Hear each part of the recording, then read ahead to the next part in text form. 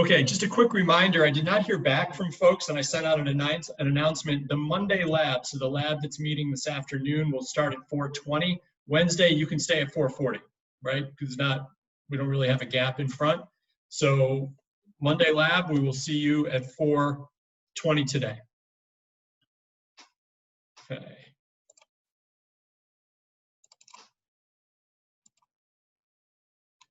Okay, so today I want to check in. You know, we're about a quarter done with the course already, so I wanted to check in on the behavioral objectives, just kind of see where we are, what we've covered, where we're going. Talking a little bit, I want to give you some feedback on your public story and some of the things I saw with the challenge change in the outcome forums. Thank you for putting those together.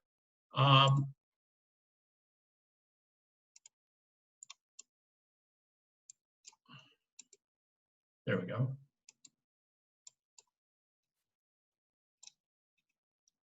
I want to kind of give you, there's going to be kind of a twist in how we're doing the feedback on the story itself. So I want to go through how to do that on Moodle and make sure everybody's on the same page with that.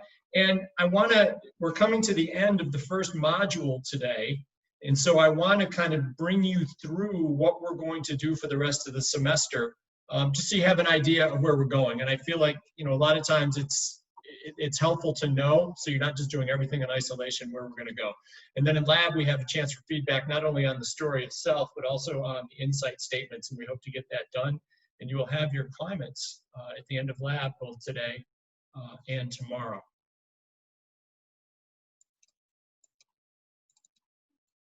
Okay. So the 17 behavioral objectives that we set out, this is my contract with you, right? This is what I have contracted with you that we will cover in this course. And so I want to make sure that we're checking in and making sure we're all clear that the things that I've contracted with you, we are addressing, right? So we've had an opportunity to reflect on your identities, values, and emotions through the Barrett assessment and in the forum post, and that will continuously be a theme through all of the projects that we do throughout the end of the semester. So that's the baseline. You identified in that first forum post one of the values or one of the things that you wanted to continue to work on and be aware of and get feedback on. So I would encourage you to continue to check in when you're asking for feedback on the different levels of projects, both individual and group, to make sure that you are doing that and continuously thinking about that. There will be an opportunity midterm to be able to reflect on how you are doing with that area that you decided that you wanted to work on. You're going to present your public story that describes your values. You've been working on that, so we're going to do that this week, and those will be up this weekend. We've talked a lot about the behaviors that we need to have in human-centered design and expansive mindset and the innovation behaviors. We continuously come back to those, and we are putting together an environment that will facilitate those. And I think those should be part of some of what we put together today and tomorrow in your labs. We've had a conversation about giving and receiving constructive verbal and written feedback, one-on-one, large and small group sessions, and you're having an opportunity to be able to practice that every single day and every single session that we have. And then moving forward, you're going to be able to identify and participate on a team of students with complementary personal values, interests, and maybe even entrepreneurial strengths as you start to put your groups together next week. So we're a quarter of the way through the course. We've touched on a number of these things. There are check marks there to indicate that we have addressed these, but not to indicate that we've completed these things. These are things that are going to be ongoing throughout the class. So any questions on that?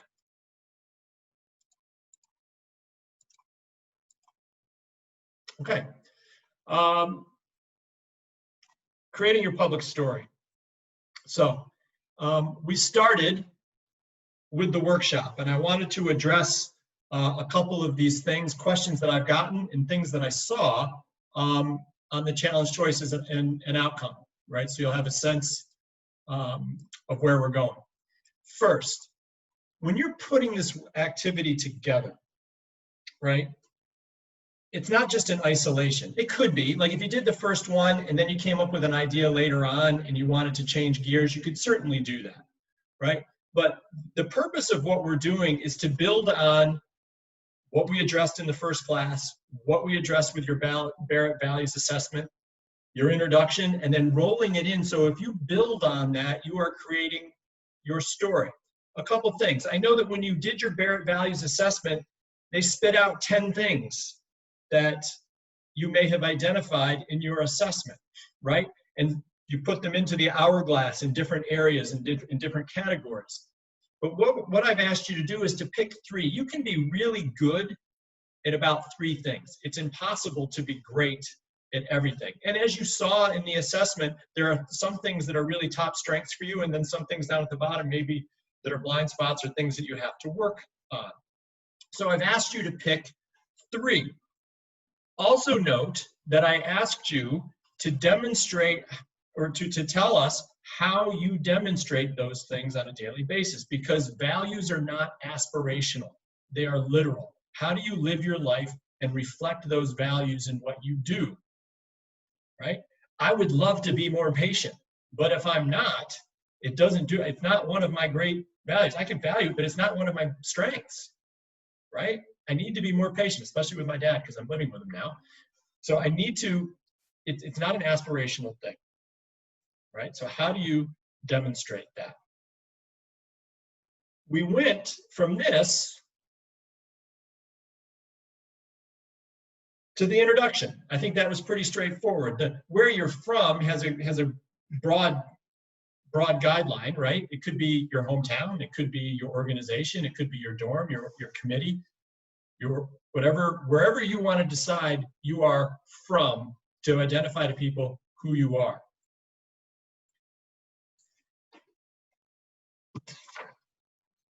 Okay.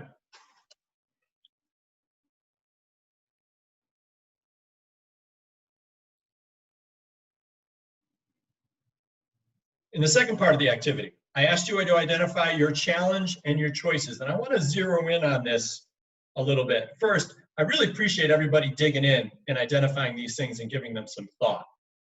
Okay, and I'm going to provide some feedback, not to tell you that you're doing it wrong, but I think to kind of help you identify what your challenge was. And in a number of the pieces of feedback that I provided, I think that there are some folks that identified a challenge or described a challenge, but they've identified their challenge as something that's a little bit more abstract or obscure, and they've kind of let the real challenge that has resulted go by the wayside.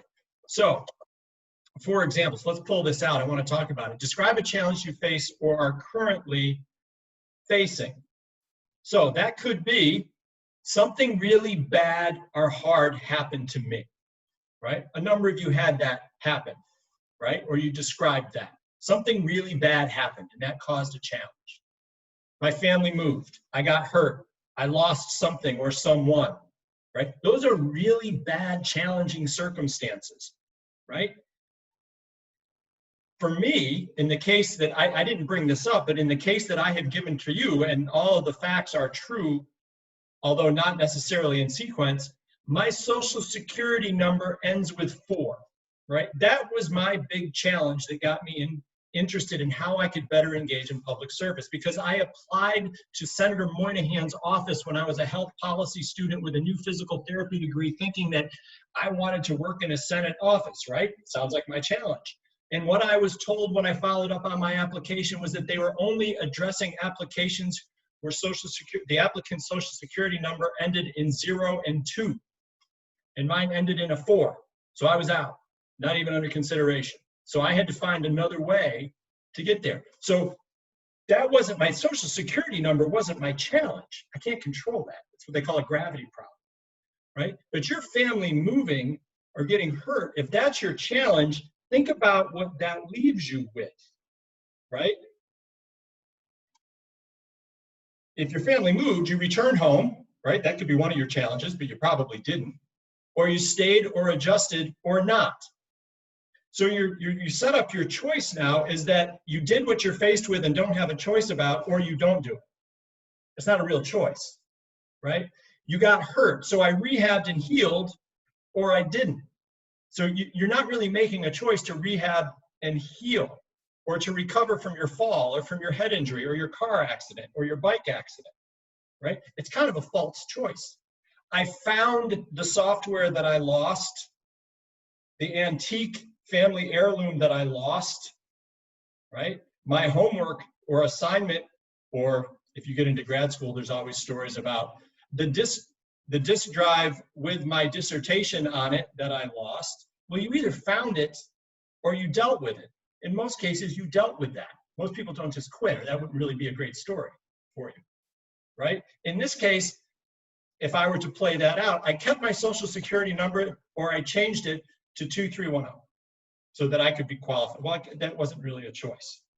Because the next step, the reason I bring this up is that the next step that you have to bring up and what you chose was the only real choice that you had, which was I adjusted, I rehabbed, or I dealt with it.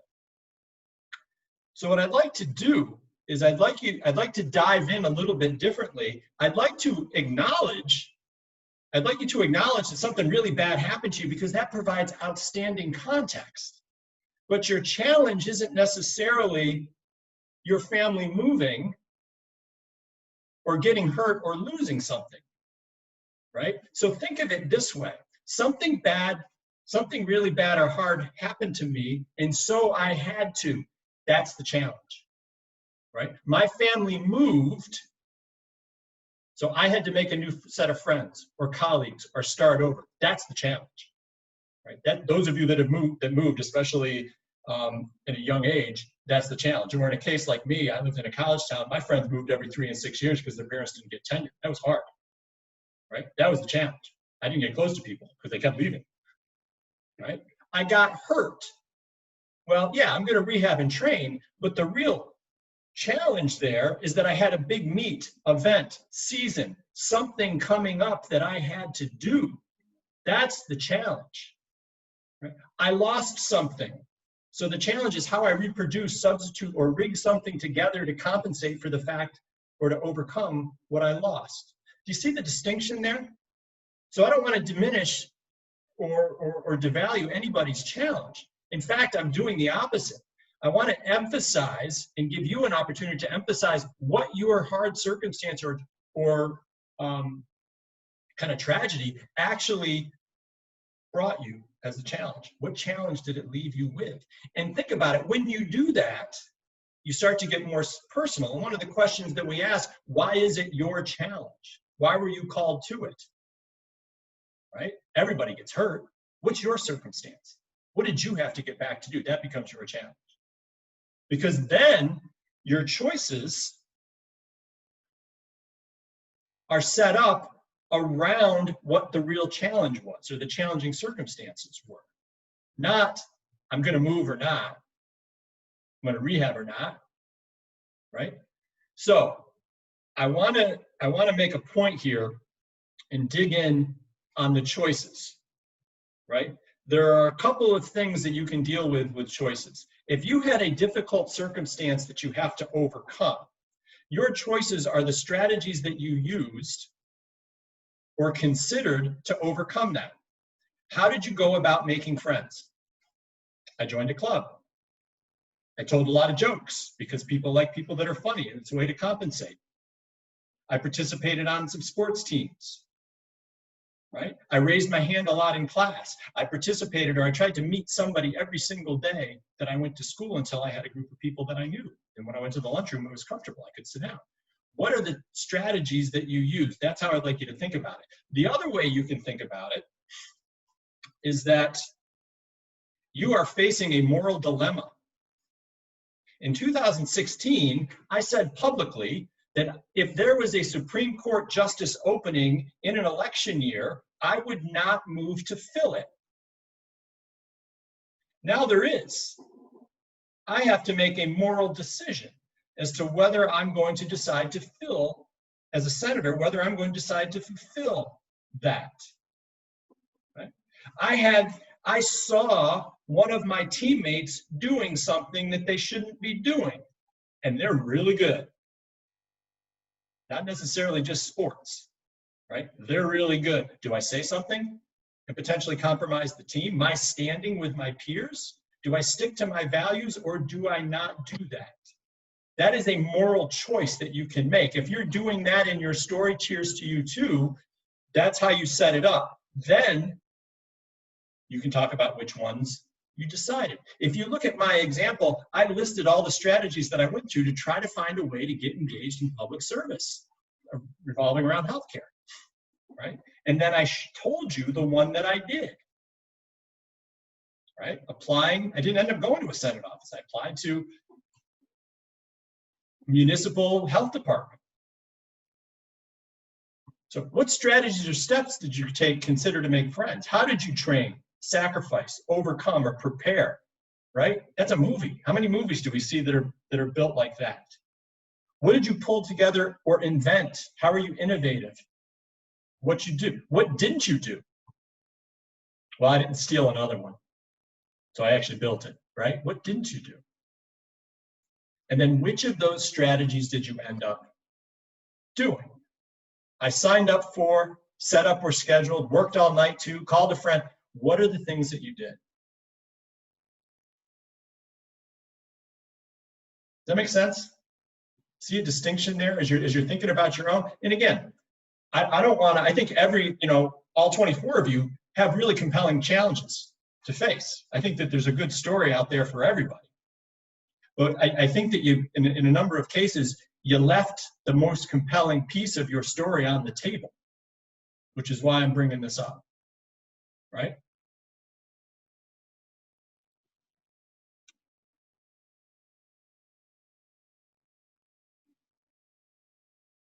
The last thing that I want to bring up is this last piece. So there's the outcome, and how did it turn out?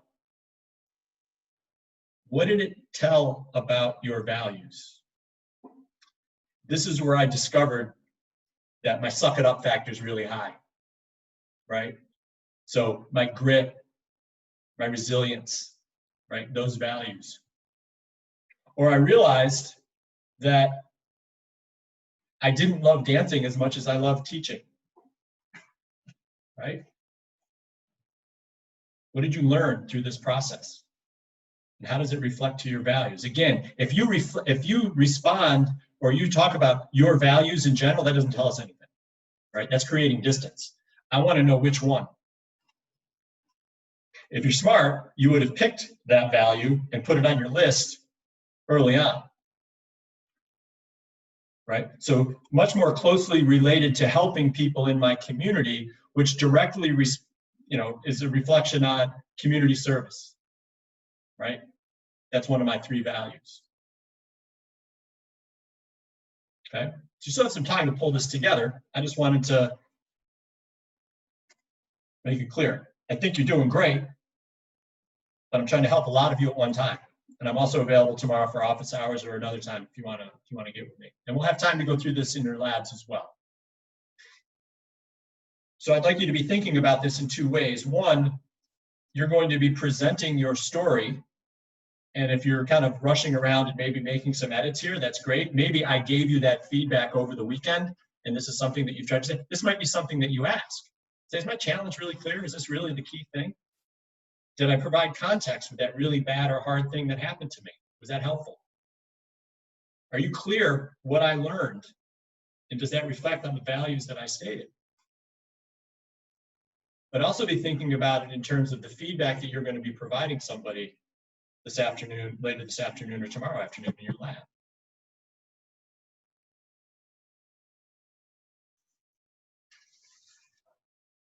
Okay? That's the review. I also want to say something too. I really appreciate those of you that dig in and are providing feedback and asking questions and giving a summary of what you hear from your colleagues when you're providing that feedback in the form. That is so helpful. And hopefully you're not just posting this thing on Saturday and then you don't come back to it, right? Because you're getting some good feedback. You're going to hear from me. Everybody's going to hear from me. If you put something up, you're going to hear from me, either directly in the post or when I'm evaluating it, when I give you your grade or your number or whatever. You're going to get some feedback from me, but you're getting some great feedback. In a number of cases, I ended up just piggybacking on what other people were saying because I thought it was spot on. and what they were doing. So thank you to the reviewers as well. I really value that. That's why there's a point attached to it. So thank you for doing that. Okay. Along those lines, you are going to be grading a cohort of your peers, probably about somewhere in the neighborhood of 5 or 6 each. And so the way that's going to happen, this is the grading rubric, and you've got that. It's been posted. I'm going to send you one that is filled in with names. Those will be the people that you will seek out their post and grade. And then I'm just going to ask you very simply to fill it in.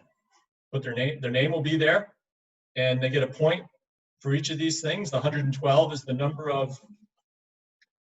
of seconds that's there, right? So keep track of that. That's one that, you know, I'm going to be able to keep track of too, because I'll also be watching. And then put your comments in, because what I'm going to do when I give the this is going to be anonymous feedback too, by the way.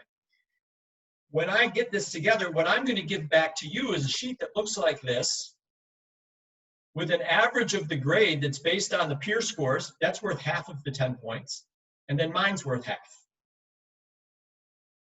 You would think that I'm a harder grader, but that's not always the case. And what I find is that I'm pretty consistent with your classmates on this.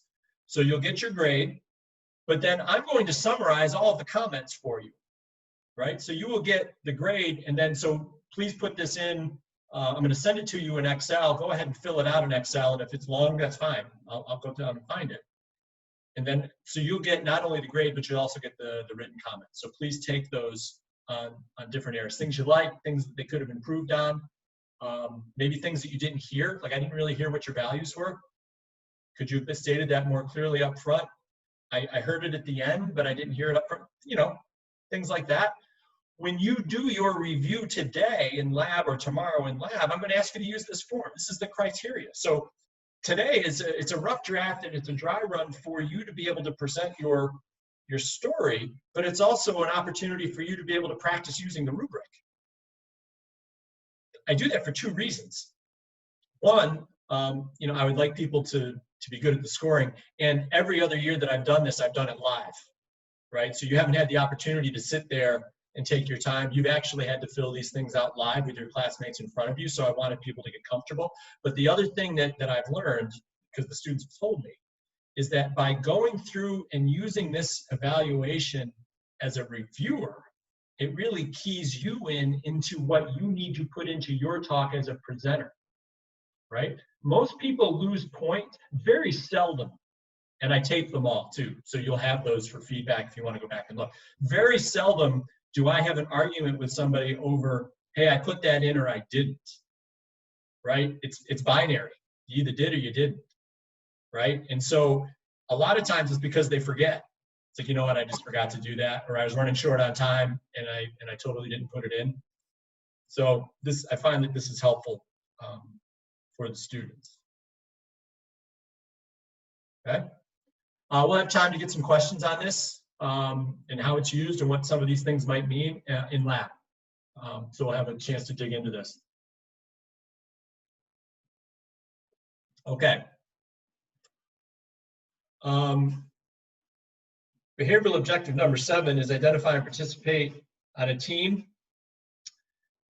This is one of the biggest takeaways, and I think I mentioned this at the beginning of the course. This is one of the biggest takeaways that you can have from this class and from your experience at Loyola. Because everything that you do when you leave here is going to be involved with being on a team. And if you are fortunate enough to be able to pick your team, and that is a gift, right? I got to pick my team when we put together the major. I had interviews with 40, 50 people, just asking them what they thought. I put together 10 people I enjoyed, and they enjoyed the work sessions that we had. It was an awesome, diverse, collaborative group. If you're in a position to do that, it's important to me that you know what to look for and how to do it. So, in fact, when asked by 3 different deans at this university in a meeting that was determining whether they would hire me to work here. I put together a form that described how we would do that. And we can't expect our students to do that when they leave unless we're providing opportunities for them to do it while they're here, so that when they get out, we want them to be able to reach out to the cohorts, the relationships, to people they don't know, with skills that they need, and be able to do it without having to call us and ask. So we're going to do that here. You will seldom have all of the skills you need to do something in a startup, organization, financial services, lab, whatever it is you're working in. Even if you're a writer or an artist, you'll always need somebody else. So you need to assemble folks with skills that will fit into whatever culture you want to succeed. And as I mentioned early in the class, very often we just kind of do this and then we start thinking about strategy. This is a part of strategy. I think Danielle brought that up last week, right? In one of the readings that she had come up with outside of the classroom readings. Like putting your team together and putting that culture together is a very big strategic decision for you. As much as coming up with your financing, your marketing plan, who your web designer, this is a strategic endeavor. So it's important. As a result, I've changed the way that we do the class, right? You're doing your stories of self first, then you're putting your team together. So that gives you an opportunity to meet everybody in your class. And you're already starting to do that, right? Through the forums and the posts. There's already been 3 interactions that you've had with your classmates outside of lecture and lab, right? And so what I've put together for you is kind of a model to take you through this process. You will find this on the bottom of the grading sheet that I'm going to send you. And you can just fill it right into the Excel. The first thing I want you to do, I want you to label your top 3 values, because that's going to kind of generate and be the catalyst for what you need, right? That could be what you need in terms of what you're not good at, or a hole that you have, or an area of expertise that you need. That could be something that is complementary to your values, right? And so that you're getting a complete view. It could also be the type of person that you want to work with. It's going to be part of your culture of confidence in a community of creativity, right? And so I'm going to have you list your values, and then I want you to find 3 people. That can be in your group, your peer group, or other ones that are posted. Don't forget, these things are going to be posted for everybody to look at. And I want you to find 3 people that share your values.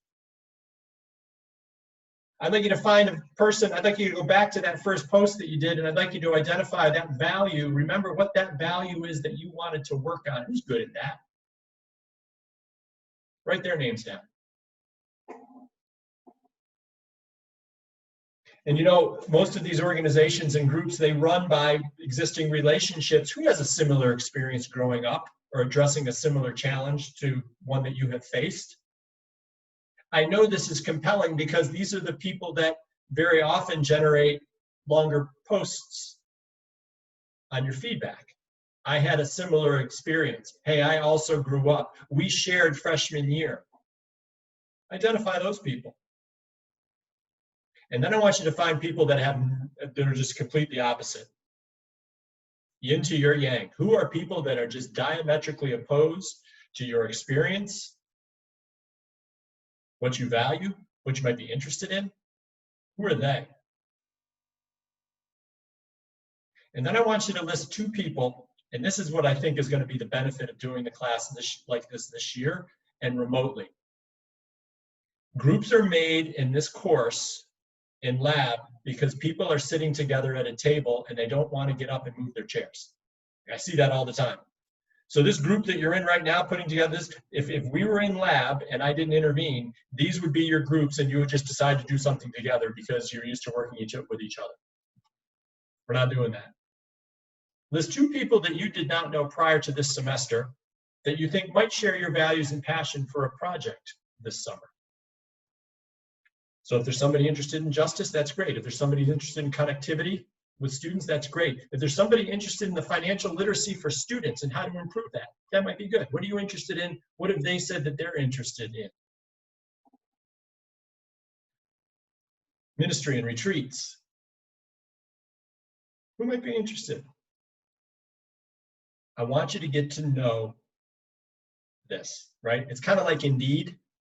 The only difference is that you actually know these people and you're going to start to choose.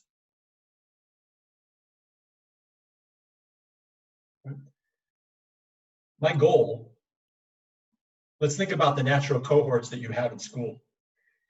Your floor freshman year, Messina, who you hung out with in orientation. Maybe you sat next to somebody when you were here at the new student accepted students days, right? Folks that you might serve with on boards, organizations, teams.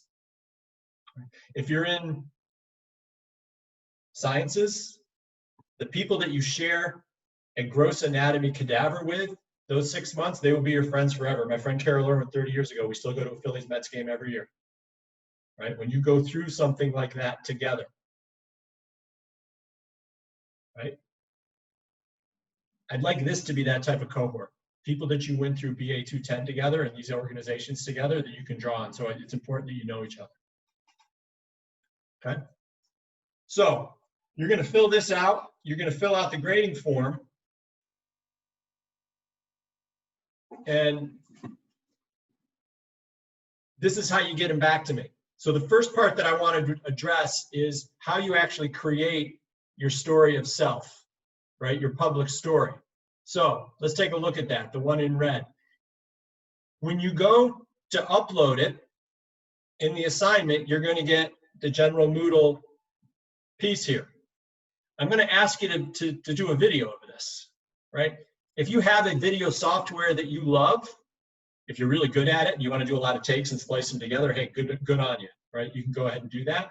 But there are some simple ways to go about doing this and uploading it into Moodle, right? So these two circles, these two options are for you to go ahead and just use the Moodle software to record your talk, right? So you just click on that camera, you'll see a light pop on your laptop, and you record, and it'll upload to Moodle. If you use the other one, the little camera in the box right here, if you have a recorded file, if you want to use Zoom, Adobe, whatever it is you want to use, you can upload an existing file. The other thing that I've done is I've gone live on YouTube, because a lot of my stuff I post for the students, so I go live on YouTube. If you have something that is online, you could also embed this as a link, right? So there's a number of options for you to do this. This is how you upload your story of self. But then there's the second part, and that's the grading sheet, right? That's the public story of self feedback. And what I'm going to do there is you will have this link that you will click on, you will have the document, and you will just upload it like any other assignment. So if we had a written paper, you know, if we did our journals online, and you downloaded it and you made it a PDF or a Word document, you could just upload it, same mechanism. So you're going to take this Excel spreadsheet that has all the grades and then all of the work that you did to identify the other people that have values like you or not, save that in an Excel document and upload it. Okay? If you have a problem, just let me know or post something. Let me know, but I wanted to make sure that we're able to get through this. Okay. I want to touch on a couple of our key behaviors. One is empathy. The definition, getting to know your solutions. In order to get to know your solutions, you have to get to know different people, different scenarios, and different places. And I brought that up today because you're going to be getting to know your classmates with this. And you're all going through a very similar experience. I know it's more traumatic for some than others, more of a challenge for some than others, whether it be writing, presenting in public, figuring out the cameras, whatever it is. So it's a good opportunity for us to be empathetic to what everybody's doing, because you are actually walking a mile in their shoes at about the same time that they are, right? And all of the principles that we've talked about apply: reflection, signaling, greenhousing ideas that come up, all important when you're interacting even with people that you know. Because to do that, what we are trying to do, that's one of those behaviors that where we do that, we're actually creating an environment for that creative confidence, right? We say we want bravery and courage, but we want it, but it's hard, right? It's hard to be courageous. It's hard to be brave. So we want to make sure that we're creating an environment, and we're going to be, finishing up our work on that later today and tomorrow, to have that environment where people can be brave, doing things that are uncomfortable for them, because that's where we know we get the growth and the best creativity.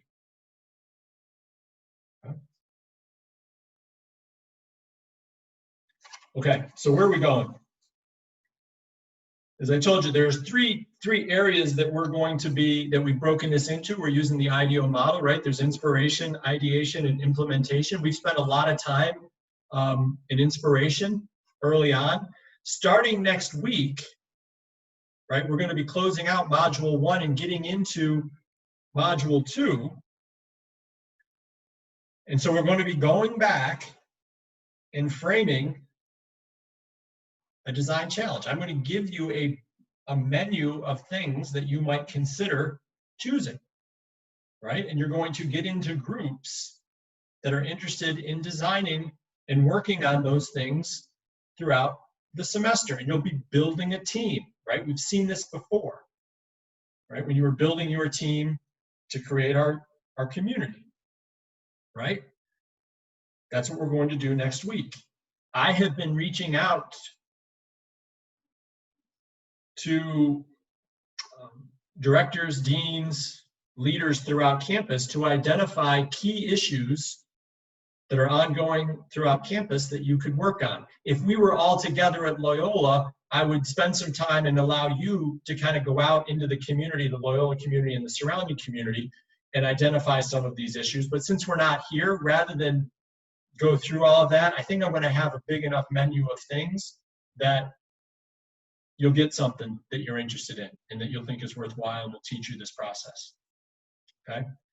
We're going to follow that up. No big surprise. You're going to be creating a plan with your team to identify people. You're going to recruit people that you need to talk to find out about the challenge that you've taken on. You're going to define who your audience is, right? All things we've done before. We're going to go into a little bit more depth with this. And then once we do that, we're actually going to do the interviews and the secondary research. And we're going to spend a couple of weeks doing that, just like we did in putting our plans together. And I'm very hopeful because, and as I mentioned last week, and I'm going to mention it again because it's a really big deal to me, and I'm quite grateful. This has always taken really long because it's taken the students a bit to jump off the cliff and actually go and interview people. You've already done that, right? So my hope is that being able to identify folks to interview and then actually writing down the questions and collecting the questions, you're going to be able to do because I've seen you do it. And you know how important it is and the data that you get and how we use that data. And there's going to be secondary research that you have to do around your issue.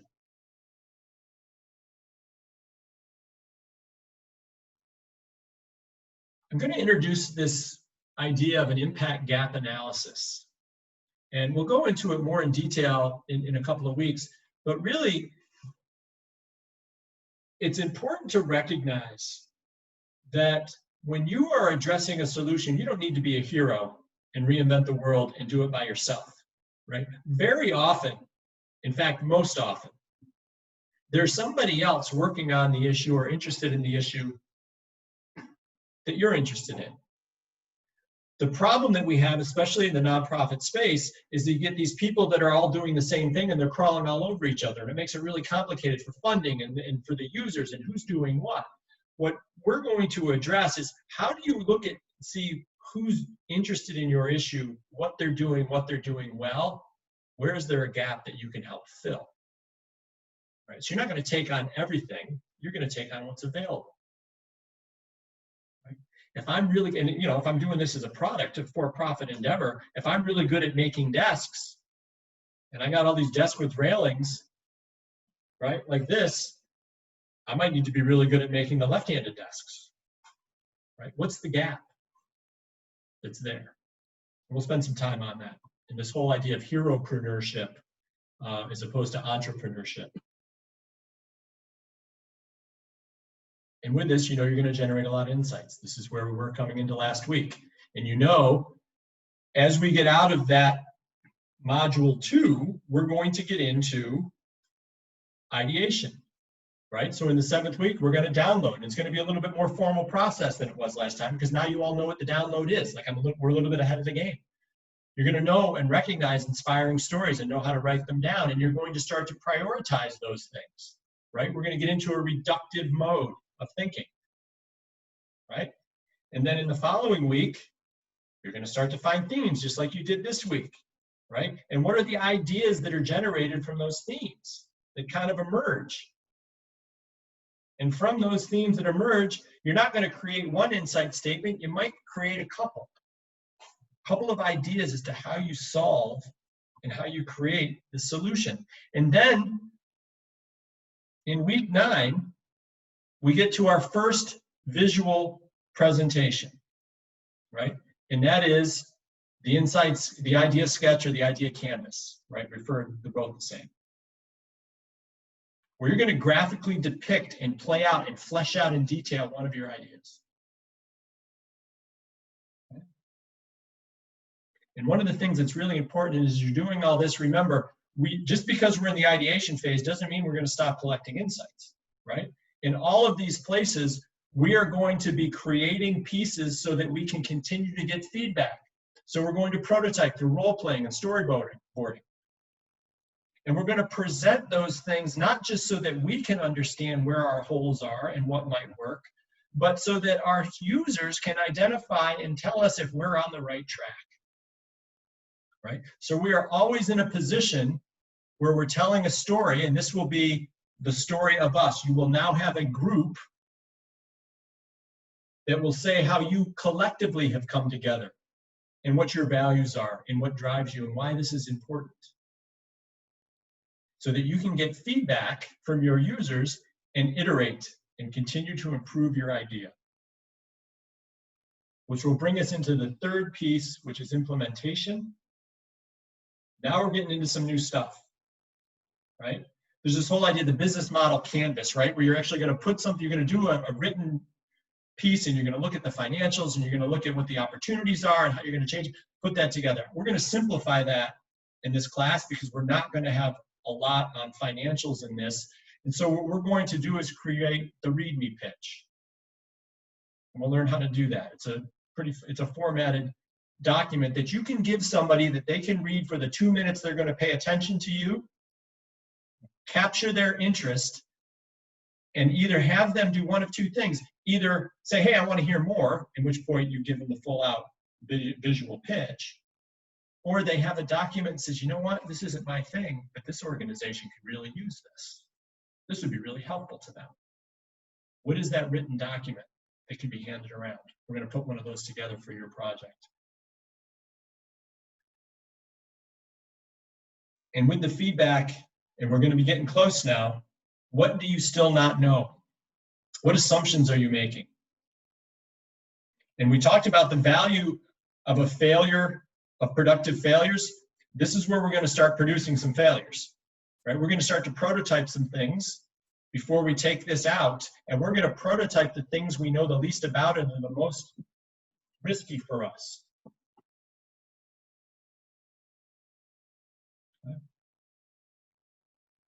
And then we're going to create the video pitch, which we're going to call the Hear Me pitch. It's also the story of now. Why have we come together, and why are we calling you to join us so that you can gather with us, right?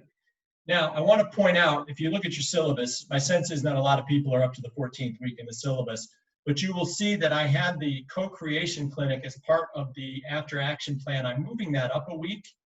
This is one of the big pieces where you're reaching back out to your users. You're going to be basically creating people that you've talked to that are key stakeholders, and you're going to be inviting them to this presentation because they're going to get, you're almost done now, and they're going to get an opportunity to see what you're doing and to give you feedback before you finish. How is this going to work? What can you tweak? Or you might be in a position to ask them, hey, you know, we still got an unknown here. We just don't get how this is going to work. Or how we get your people to view it as, right? So this idea of co-creation, where we keep getting feedback, is going to be in week 14. And so we're going to go through it. We're just going to move that up a week so that you then have your after action plan that's due in week 15, which is going to take you through the entire process and your journey and what you've learned, which will be your 4th graded presentation. Okay? That's where we're going. I mentioned that I've been reaching out to folks in the university. You'd not be surprised that there's a lot of people interested in how to be more inclusive, to create a more inclusive environment. But if you have an idea, something that's just burning, something you've seen on campus, something that you want to address, let's talk about that. So I'd like you to send me an email by Wednesday to give me your idea, kind of put it in an insight statement, right? For us to be able to address it, there has to be kind of something there. So I'm going to ask you, who would be the key or lead stakeholder on that? Is there a faculty member, somebody in an organization, a professor, somebody that could be kind of a lead for us? And if we were to take this on, what would success look like? So if you have an idea that you would like to work on in this class that can make your university better, we'd like to address it. I am, unless you really, really, really convince me, I'm going to limit this to Loyola only because I'm being very mindful of how difficult it's going to be getting people's attention to do a lot of the insights if they're off campus and in other neighborhoods, right? So if they're on campus, I can get a captive audience for you, and it's also something that your peers can address. So if you have an idea, I'd like to hear it, and we can talk about it. We can set up a time and kind of set something up, or we can propose that to the class, and maybe a group jumps on it with you. Any questions on that?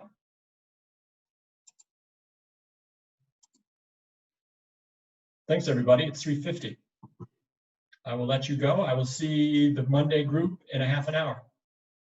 And I will stay on for anybody that has questions or any discussion until the last person leaves. Thank you. Thank you. Have a good one. Thank you. Thank you.